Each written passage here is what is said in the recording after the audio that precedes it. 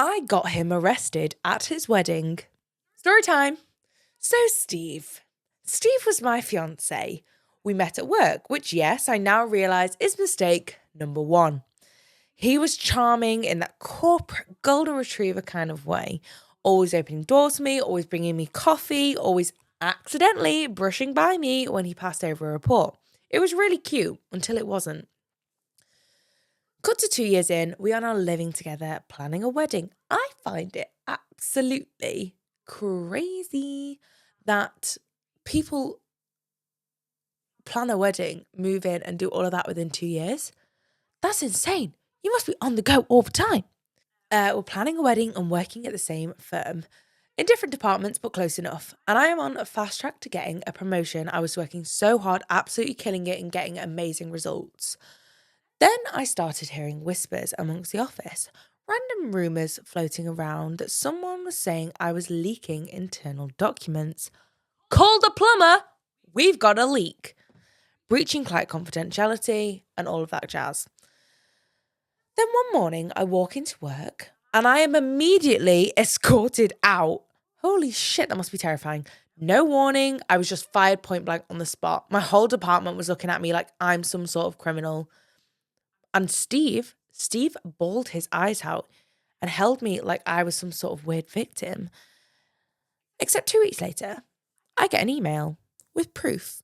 It included screen recordings, copies of files sent from my login, but the IP address I checked was not mine. It was Steve's. Steve had set me up, made it look like I was selling client information to an outside source. Oh my fucking God.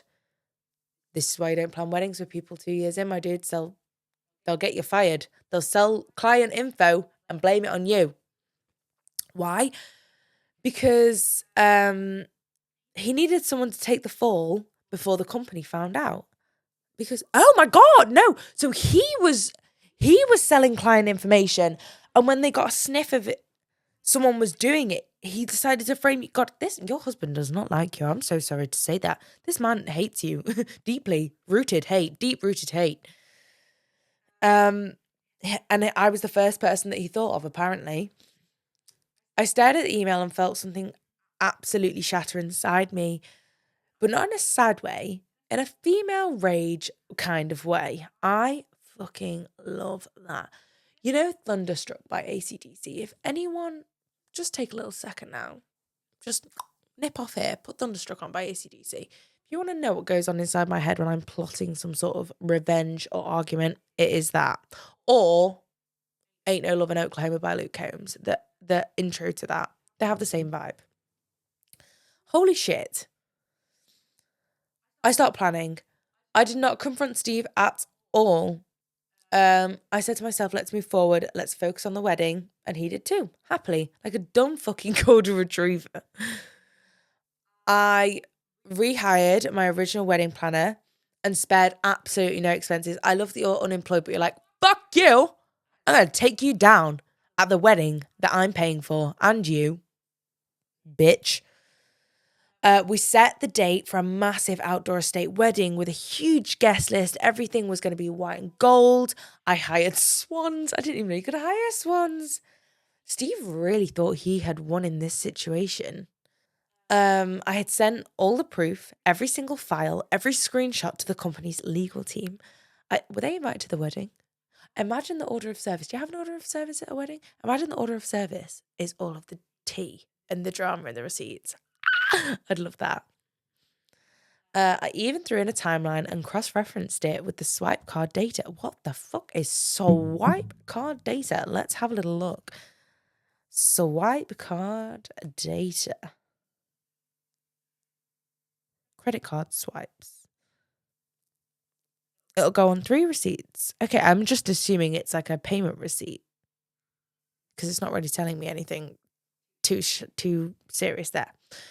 It was the whole shebang. It was detailed and I should have got some sort of medal for it.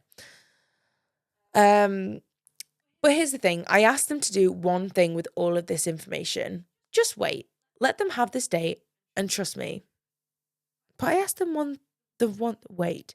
Let them have this date. Trust me, I said. They agreed. Picture this. It's now my wedding day. Steve is standing. I'm imagining that Steve has paid for all of this, surely. Because if you've wasted your money on this man, girl, I'll be very upset with you. So I'm hoping that considering you're the unemployed one in this relationship now, thanks to your man, let's not get it twisted here. He better have paid for this whole fucking wedding day. You best have a nice Vivienne Westwood corseted, sucked in corset dress, brand new, custom Vivienne Westwoods on that man's credit card, on that man's gold Amex. Picture this, it's my wedding day. Steve is standing at the altar, grinning like the Cheshire Cat. Everyone's watching. I walk down the aisle in a disgustingly beautiful gown. Yep, as you should. But when the officiant asks if anyone has a reason why these two should not be wed, I raised my hand and I said, I do. Not the I do everyone thought you'd be saying that day, is it? Mic drop. Ow. This is when Steve turns and I say, you stole my job. You stole my reputation, but you did not steal my receipts. Whoop. And then security walked down the aisle and arrested him in front of his mum, in front of Amy. Who's Amy? Oh!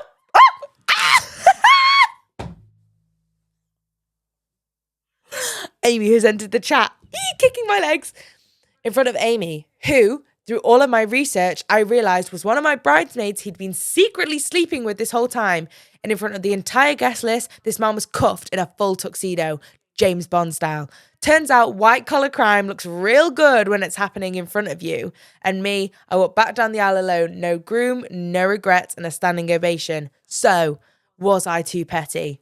Hell no. The only way I would tell you that you are wrong in this situation is if you paid a single penny towards that wedding.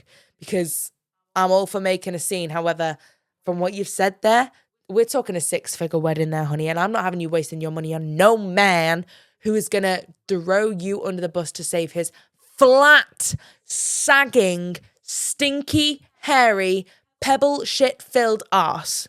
Okay? We're not doing that for no man. Need another sip of my drink. Cheers to you and your revenge plot. Cheers, chin, chin, chin. Sit for you, Joe. See, Joe's not even. Yeah, cool. That's incredible. I admire these women, you girls that you email in and you have the patience of a saint. I'd have crashed the fuck out. I'd have made it the whole world's issue on day one, hour one of me knowing that piece of information. I'm hoping you got rehired. Can you get rehired? You could have also sued them. I imagine you could probably get them. You could get them for unlawful dismissal, unfair dismissal. Can we get defamation of character in there as well?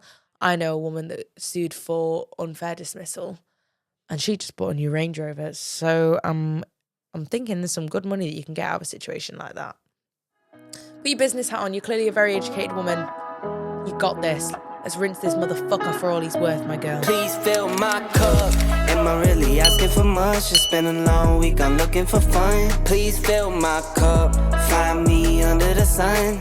SOS, I'm just looking for a good time. Oh, oh, oh, oh. And I'm singing like, whoa, oh, oh, oh. Lit check, been a minute, let me hit the homies in a group text. 10 years, same team. True vets. Got a